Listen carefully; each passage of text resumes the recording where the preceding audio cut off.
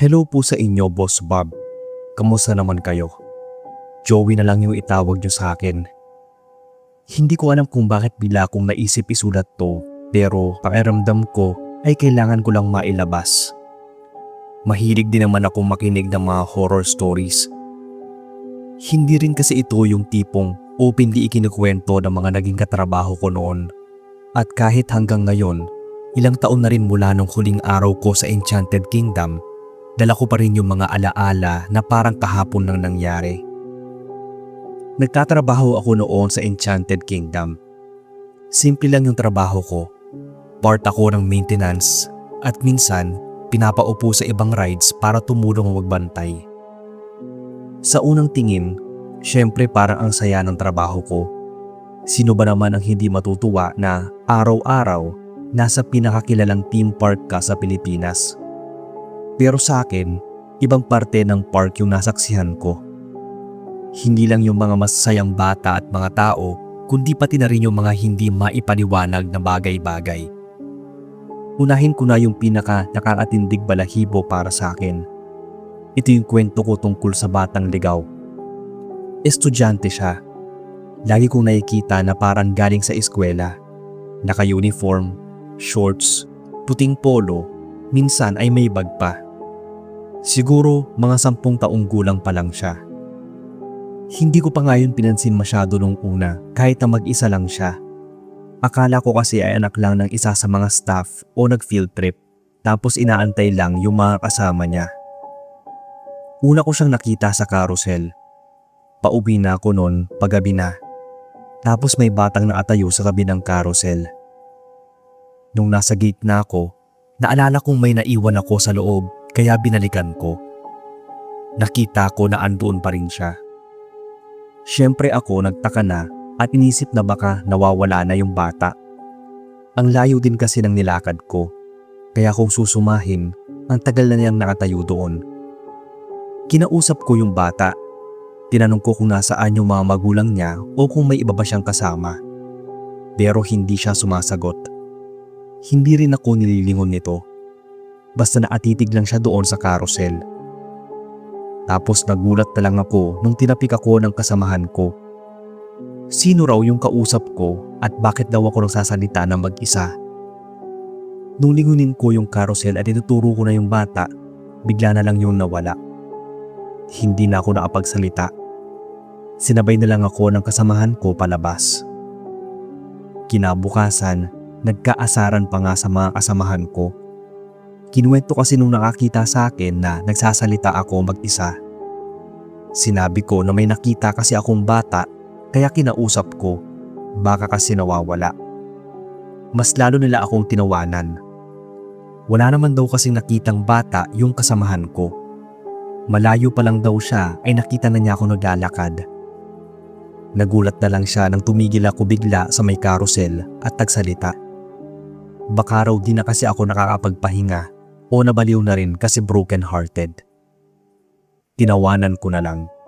Pero sa loob-loob ko, natakot talaga ako. Kasi kung hindi niya nakita, sino yung batang nakita ko?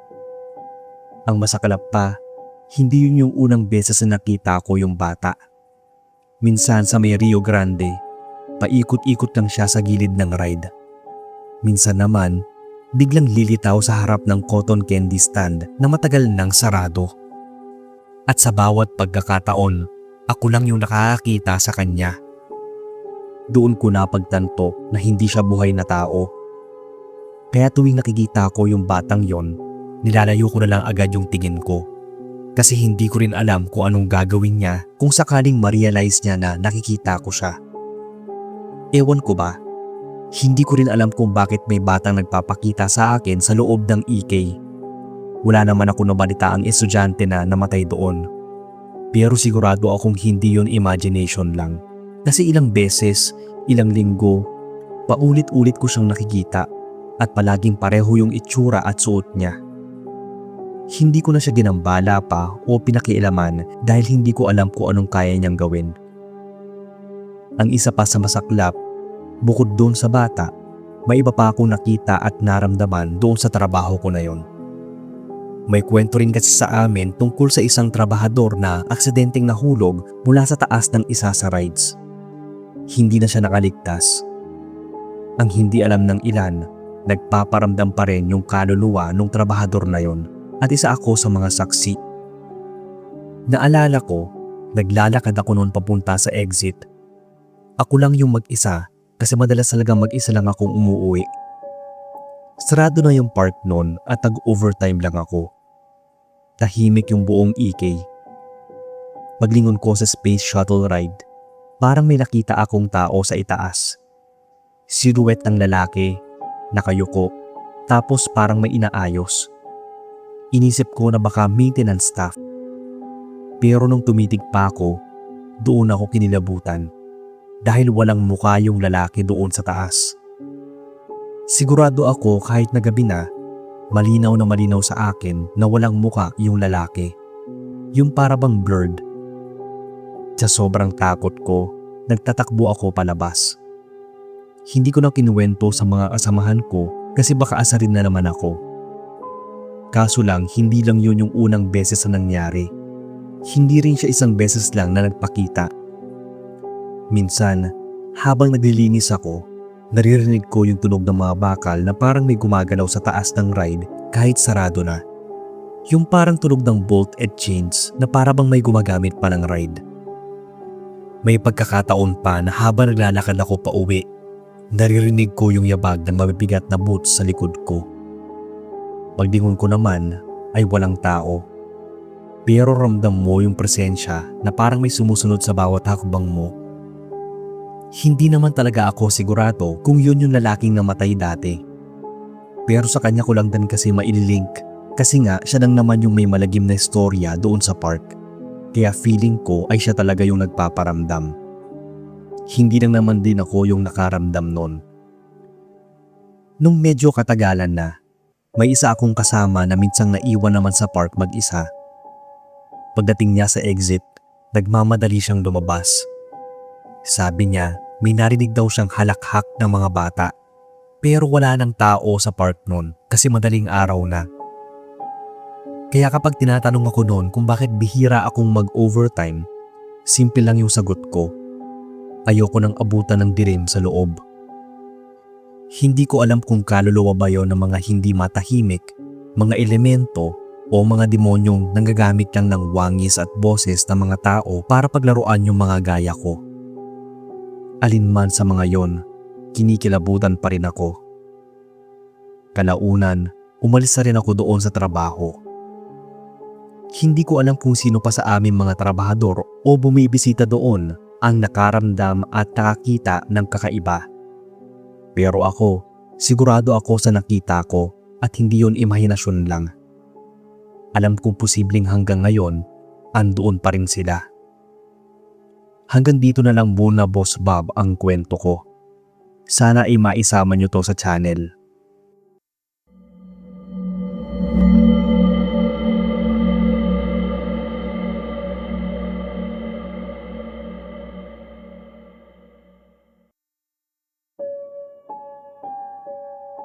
Hello po sa inyo at sa mga listeners. Itagoy na lang ako sa pangalang James. Gusto ko lang i-share yung nangyari sa amin ng best friend ko nung nag-tour kami sa Nagcarlan Cemetery sa Laguna. Nung una, wala naman talaga kaming interes. Siyempre, napilitan na lang din kaming sumama. Kasama namin yung kaklase namin noon. Field trip siya tungkol sa heritage sites kaya nadala kami sa Nagcarlan. Sabi ng prof namin, historical daw kasi yung underground cemetery na yon. Pagdating namin, typical na tour lang talaga siya. May guide, nagkukwento ng kasaysayan habang iniikot kami. Honestly, sabi ko nga, wala naman kaming pake ng best friend ko noon. Nagchichismisan lang kami at nagtatawanan pa. Yung mga kaklase namin noon, nakikinig sa guide. Kami ay nag-joke lang tungkol sa kung gaano ka-creepy ang sementeryo. Parang nag-aasaran pa nga kami sa mga pangalan kunwari ng mga nakalibing doon. Hanggang sa napadaan kami sa isang kanto. Medyo nawala kami saglit kasi busy nga kaming magkwentuhan. Pagliko namin, biglang may sumalubong sa aming mga sundalo. Nagulat kami kasi nagmamarcha sila. Tapos nakakatakot yung mga boses nila kasi ang lakas at sabay-sabay pa. Naka-uniform sila pero hindi nung kagaya sa mga sundalo ngayon. Parang kulay brown yung saan nila. Hindi naman nila kami pinansin. Dire-diretso lang silang nagmarcha. Nagkatinginan pa kami ng best friend ko saka nag-apiran. Inisip namin noon na ang astig kasi ng mga sundalo at baka props o palabas lang doon sa museum. Ginagaya pa nga namin yung pagmamarcha nila. Hanggang sa nakita na namin yung mga classmates namin. Kami naman naipagkwentuhan agad sa tinanong kung nakita rin ba nila yung mga sundalo. Pero iba yung naging reaksyon nila. Nagkatinginan at para nawirduhan sila sa amin. Ang sabi ng tour guide, wala raw sundalo doon. Wala rin daw palabas, reenactment o mga artista. Ang sabi pa nila, nakita daw nila kami kung saan kami lumiko, pero wala naman daw dumaan na sundalo.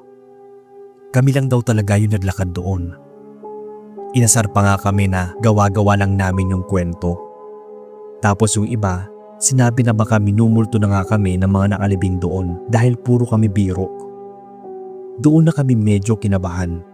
Pero nagbibiruan pa rin kami na baka pinagtitripan lang kami ng mga kasama namin kasi nga hindi kami nakikinig. Pero yung mga sumunod na nangyari ang nakapagpatunay sa amin na hindi mga buhay na tao yung nakita naming mga sundalo. Habang nakikisabay na kami sa lakad, bigla na naman naming narinig yung mga nagmamarcha. Yung sunod-sunod na yabag ng boots na sabay-sabay. Malalakas, dumadagundong at yung tunog parang malapit na malapit lang sa amin. Yung kasabay lang namin maglakad. Tinanong namin ng paseryoso yung isa naming kaklase kung may naririnig ba siyang mga yabag. Pero wala naman daw. Napalipat-lipat kami ng tingin. Hinahanap kung saan yun galing. Pero wala. Wala kang makikita kundi mga nicho at lumang pader ng sementeryo. Sinubukan pa namin igala yung tingin namin sa buong lugar. Pero hanggang sa maalabas na kami, wala kaming nakitang ni isang sundalo. Doon na kami natakot ng sobra ni best friend. Alam ko that time na hindi na yun basta biruan. Kaya paglabas namin, napatakbo agad kami at nauna sa bus. Pagdating namin doon, sinundan kami ng prof at saka kinausap. Sinabi niya ulit kung ano yung madilim na history ng lugar na siyang dahilan kung bakit marami pang kaluluwa ang hindi matahimik. Ngayon daw ay alam na namin. Kaya dapat daw talaga irespeto namin yung mga lugar na makasaysayan. Nagsorry naman kami noon dahil sa mga naunang biroang ginawa namin dun sa Nagcarlan Underground Cemetery. Wala naman na kaming naramdaman pagka-uwi. Pero wag pa sa hanggang ngayon, kapag naaalala at napag-uusapan namin yon, ay kinikilabutan pa rin kami. Ito lang muna sir ang kwento ko. Meron pa akong isang horror story pero next time ko na lang itatype.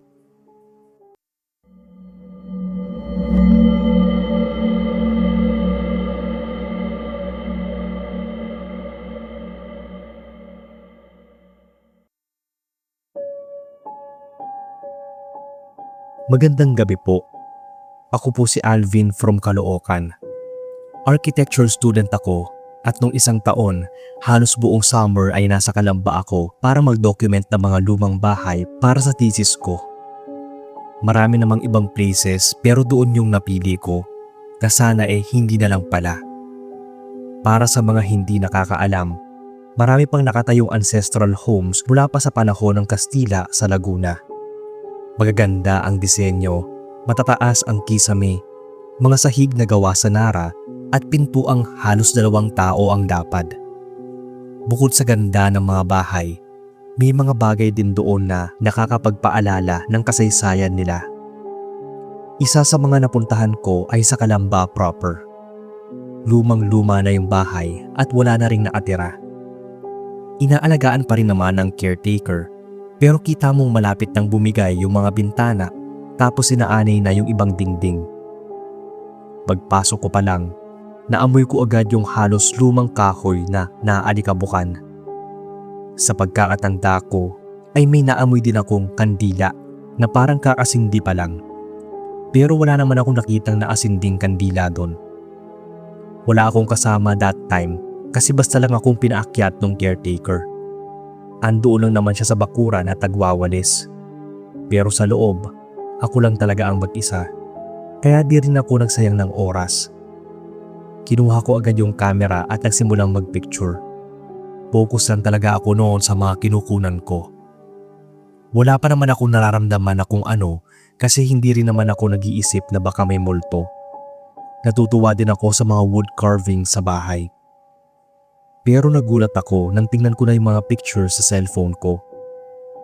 Ilang minuto ko bang binabalik-balikan yung mga pictures para maasiguradong tama yung nakita ko. Para kasing may mga anino. Mga itim lang na hugis tao pero malabo.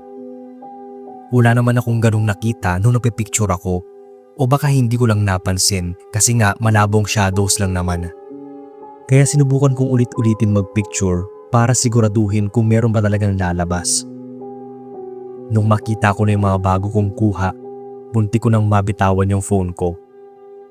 Hindi ko pa agad tiningnan lahat ng nakuha ko noon pero kita ko sa ibang pictures na may mga tao. Malabo lang ulit yung itsura pero kita mo yung mga tao mismo na nakabarong at yung iba nakasaya. Nakatingin ng diretso sa camera. Yung para bang sa akin talaga sila mismo nakatingin at mukhang hindi sila masaya na naroon ako. Biglang sumikip yung dibdib ko tapos inubo ng malala. Hindi ako agad nakaalis sa pwesto ko kasi nga ang lala ng ubo ko. Parang mapupunit na ngayon na lamunan ko sa sakit. Tapos nanlalamig na rin yung katawan ko. Saka ako bigla na lang nakarinig ng mga yabag. Mabibigat yung yabag kaya napalingon ako habang umuubo pa rin. Akala ko nga ay umakyat na yung caretaker pero wala namang tao. Nung sumilip ako sa bintana, nakita kong andoon pa rin nagwawalis yung caretaker sa labas. Saka ako may naramdamang presensya sa likod ko. Hindi agad ako nakalingon sa takot. Pero ramdam na ramdam kong may unti-unting lumalapit sa akin mula sa likod ko. Pinagpapawisan na ako ng malamig. Pakiramdam ko nga ay may ihina ako sa pantalon dahil sa takot. Nang nakakuha ako ng lakas, dali-dali ako naglakad papunta sa hagdan. Pero hindi pa ako nakakababa. Nagulat na lang ako nang marinig kong biglang bumagsak yung upuan malapit sa akin. Malakas yun na parang binuhat tapos pinitawan. Napatalon pa nga ako nun. Paglingon ko, naatumba na yung silya. Hindi na ako nagpatumpik-tumpik pa at tumakbo na talaga ako paalis. Hindi na nga rin ako nakapagpaalam sa caretaker. Basta diretso na lang ako hanggang sa maasakay ako ng motor. Kahit sa side mirror ko, hindi ko na nilingon yung lumang bahay. Pagka-uwi ko, doon ko palang chinek lahat ng pictures. Halos lahat nga ay may mga muka na malabo. Mga tao na hindi ko nakitang naroon nung kinukunan ko. Ang sabi ni Lola, kailangan daw burahin ko yung mga pictures tapos sunugin ko yung damit ko na sinuot ko nung araw na yon. Dahil nga sa natakot ako, sumunod na lang ako sa kanya kesa naman kung ano pang mangyari sa akin. Alam ng ilan sa mga kaibigan ko itong kwento na to, pero hindi nakarating sa social media. Ngayon ko lang talaga naisipang i-share kasi ngayon lang din natapos yung thesis ko. Tingin ko, hindi lang talaga gusto ng may-ari ng bahay na yon na may pumapasok na kung sino-sino sa bahay nila. Kaya bago ako pumasok sa mga ancestral house, talagang nagdadasal muna ako at nagpapaalam kahit na parang kumakausap lang ako sa hangin. Lagi na rin akong nag-aaya ng kasama. Nakakatakot, oo, pero ang mahalaga rin, natutunan ko na maiging irespeto natin lahat ng bagay. Kahit pa mga bahay, kasi hindi natin alam kung andoon pa rin nakatira yung mga tagabantay nila. Yung mga yumauna. Thank you po Sir Bob sa oras. Sana ay manarit nyo to at maipost sa channel.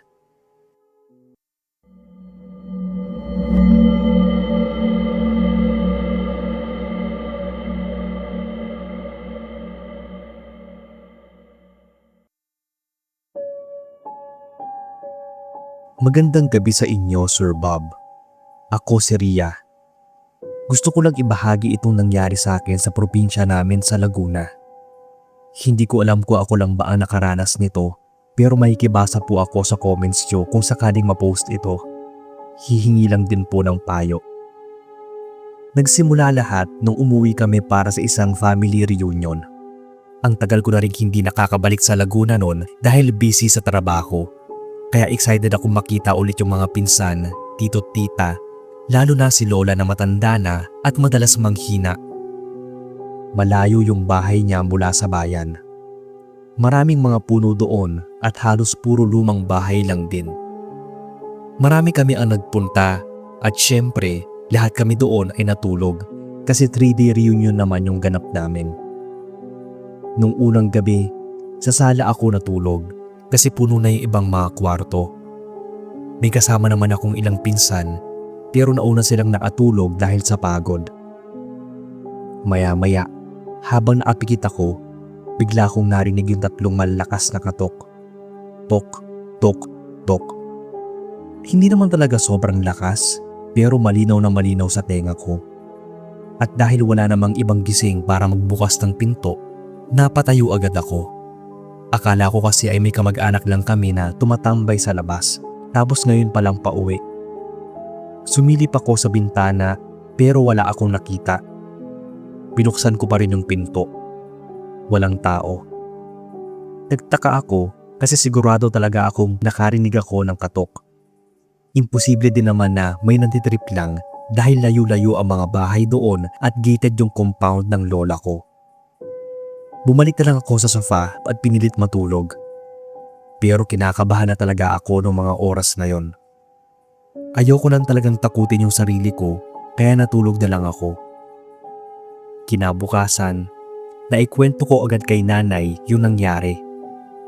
Nagulat ako kasi parang natakot yung itsura niya tapos napa-sign of the cross pa. Tinawag niya pa si Papa tas kinuwento yung sinabi ko. Pati si Papa, seryoso yung muka. Tinanong pa nila ulit ako kung ilang beses yung katok. Sinabi ko ay 3. Doon nila pinaliwanag na masamang pamahiin yon. Sabi ng nanay ko, nung panahon daw kasi ng giyera, maraming namatay sa mismong lugar na yon.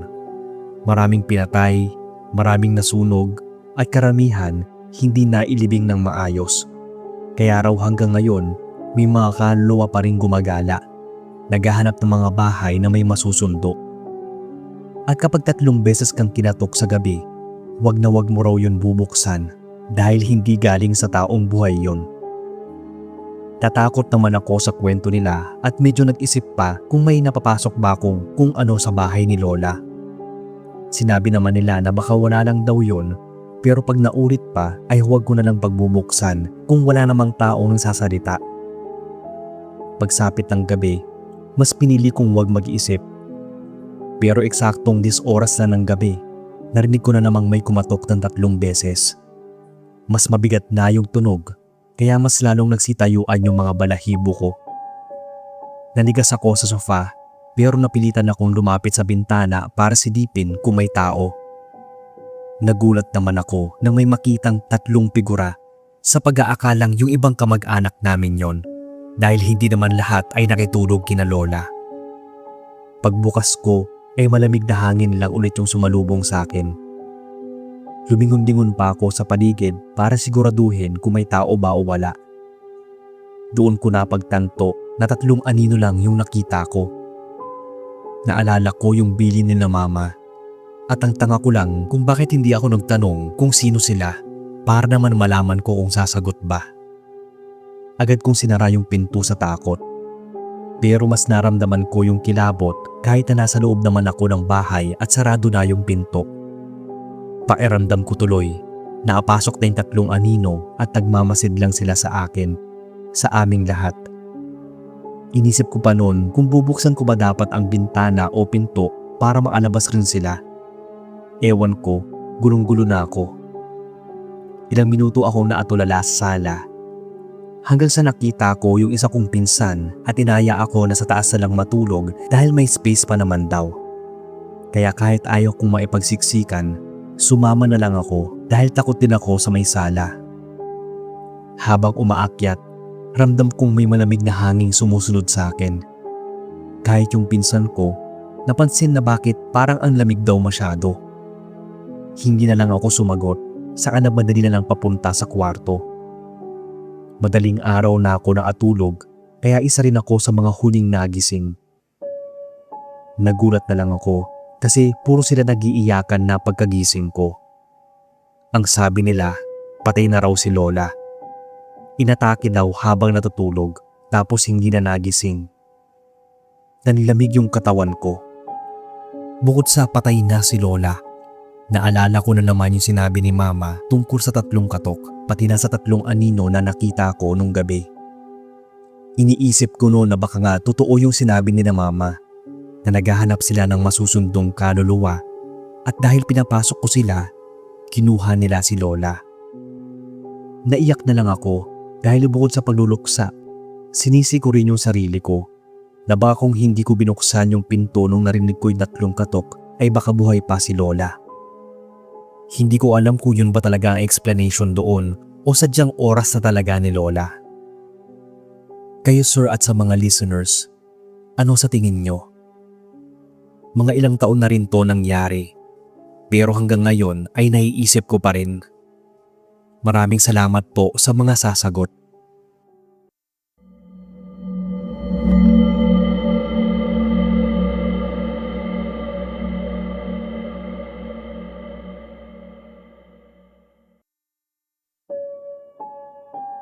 Good evening po sir at sa lahat. Ako si Jamie, taga Laguna. Gusto ko lang sanang i-share sa inyo itong nangyari sa amin ng barkada ko 2 years ago. Nagkayayaan kami noon sa Mahayhay Falls. Uso kasi noon ang nature trip, kaya doon na kami sa medyo malapit-lapit pero sulit yung ganda. Pagdating namin sa may trail papuntang falls, may nadaanan kaming matandang babae. Nakaupo siya sa tabi ng daan. May dala siyang maliit na basket. Medyo may pagkapayat at kuba siya. Halatang matanda na. Paglapit namin, ngumiti siya ng malapad at biglang inabot sa amin ang isang puting tandang. Buhay yung manok tapos nanginginig pa sa kamay niya. Dalhin niyo ito sa talon. Yayaman kayo, ang sabi niya. Nagkatinginan lang kami. Natawa pa nga yung isa kong tropa. Akala namin ay biro lang o kaya baliw yung matanda. Hindi rin naman namin alam noon kung natanggapin ba namin yung manok na tandang. Pero inabot niya talaga. Pinipilit niya kami. Kaya kinuha na lang ng isa naming kasama para matapos na. Pagkaalis namin, nagtawanan kami. Sinasabi pa nila na libre na daw yung pang-adobo namin. Pero syempre, ayaw naming lutuin kasi hindi naman namin alam kung may sakit ba yung tandang na binigay niya. Kaya nung andoon na kami sa falls, iniwan na lang namin sa mga puno doon.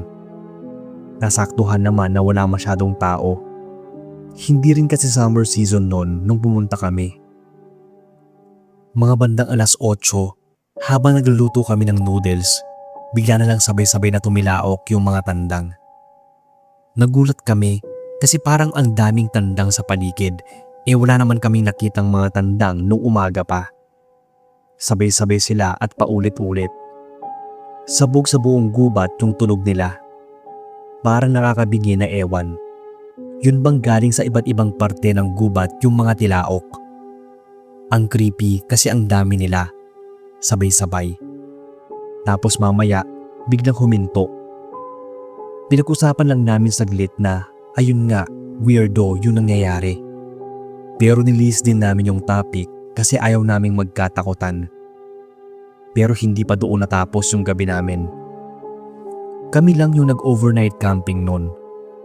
Yung iba ng mga naasabayan namin nung umaga ay nagsiuwian na. Inabot kami ng 10:00 sa pag-inom pero hindi naman kami ganong kalasing. Saktong pampaantok lang at relax sa nature. Nagising yung diwa naming lahat nung bandang 12:00 na nang magsimula kaming makakita ng anino. Habang nasa may campfire kami, may mga dumadaan na parang silhouette sa malayo. Hindi sila malinaw Pero kita mong may tao na naglalakad dahan-dahan. Sinilip pa ng isa naming kasama gamit yung flashlight. Pero wala naman silang nakita. Sabi ng tropa ko, baka mga turista rin. Pero imaginein mo sino namang maglalakad sa gubat ng ganong oras, di ba? Nagsimula na kaming magkatakutan nun. Pinakalma na lang namin ang isa't isa. At dahil nga kinilabutan na kami, inabot kami ng 3:00 bago namin napagpasyahan na magsipasukan na sa mga tents. Ako naman ay lumayo saglit para umihi malapit sa ilog. Habang naglalakad ako, narinig ko ulit yung tilaok ng tandang. Pero nung time na yon, sobrang lapit na ng tunog. Parang nasa likod ko lang. Paglingon ko, may nakita akong puting tandang na atayo sa batuhan. Naatingin lang ito sa akin at hindi gumagalaw. Nang subukan ko namang lapitan, bigla siyang nawala. Paglingon ko sa kabilang side, may nakita akong babae. Nakasuot siya ng bestidang puti. Nakatayo lang siya sa gilid ng tubig. Hindi ko makita yung mukha niya kasi nakayuko at mahaba ang buhok. Nanigas ako sa kinatatayuan ko. Alam kong mga ilang segundo lang yon, pero pairamdam ko ay ang tagal ko nang nakatayo. Ang nakakatakot, pagkurap-kurap ko, biglang nawala yung babae at tandang. Dali-dali akong bumalik sa camp. Pawis na pawis ako kahit malamig yung hangin. Hindi ko muna kinuwento sa kanila kasi baka magpanik yung mga kasama ko. Pero ramdam ko na hindi ako nag-iisa nung gabing yon. Masimple na lang akong umiiyak sa tent kasi nga natatakot ako. Buti na lang at may dalawa akong katabi kaya kahit papaano ay nakatulog ako. Kinabukasan, naligo pa ulit kami sa falls. Masaya sana. Kaso, habang naglalaro yung iba sa ilalim, napansin kong may kakaiba sa mismong falls. Sa likod kasi nung bagsak ng tubig, parang may naasilip na muka. Hindi siya mukhang ordinaryong tao. Maputla siya na sobrang payak, tapos diretso yung tingin sa amin. Pumikit ako saglit dahil baka guni-guni lang. Pero pagdilat ko ay andoon pa rin yon. Naging mas malinaw din yung itsura niya. Para siyang may pakpak na parang insekto, putakte o dragonfly na sobrang laki. Nakabuka ang bibig nito pero hindi gumagalaw. Basta nakabuka lang. Nakita nilang namumutla ako tapos nakatulala. Nung tinanong nila ako kung okay lang ba ako, napaiyak na lang ako kasi hindi ko kinaya yung kilabot ko. Pero hindi ko masabi sa kanila. Basta nanginginig na ako sa takot, dagdag pa yung lamig ng falls. Dahil dun sa feeling ko, natunugan na nilang may nagpapakita nga multo o elemento. Kaya nagdali-dali na silang mag-impake tapos nagsiuwian na kami. Di na namin pinag-usapan pa yung nangyari doon. Siguro ay takot kaming i-open yung topic habang nasa biyahe. O baka inaantay lang nila ako na magsabi. Basta ako, kung engkanto man yon, multo, elemento o anong nilalang, never na akong pupunta ng Mahihay Falls o mag-nature trip sa kung saan-saan. Para kasing na-trauma na ako. Pero kahit matatakotin ako, mahilig pa rin akong makinig ng mga horror stories. Kaya keep it up, sir. Isa ako sa mga silent listeners mo.